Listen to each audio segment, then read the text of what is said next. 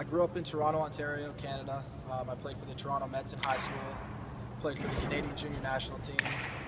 Spent 3 years at Stony Brook University playing college baseball, and then I got drafted by the San Diego Padres.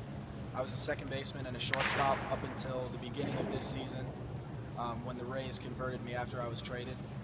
And that's why they wanted me to come down to work on my defensive game as a catcher, having only played in 35 games this past season. Never stop working. Baseball is a game of repetition, and it's not always about the big things, it's all about the little things.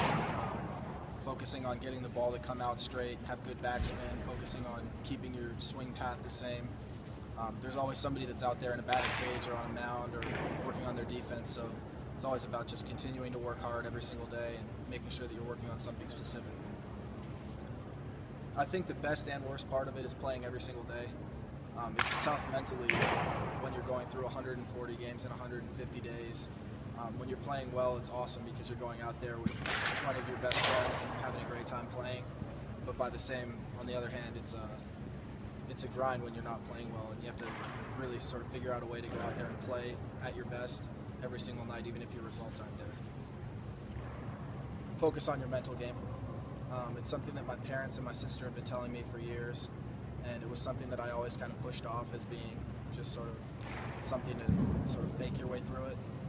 But once I started sort of reading into it and learning about the mental side of the game, I realized how much my game's improved offensively and defensively. There can't be enough that's said about really having a proper mental approach to staying positive and always staying on an even keel. Consistency. I think that in order to make it at the highest level, you've got to make any mistake the fewest number of times.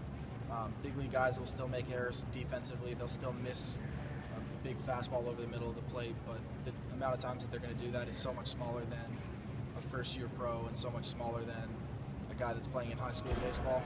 So I think it's just making sure that you're consistent in everything that you do and eliminating mistakes, and that's what's going to bring a person to the top.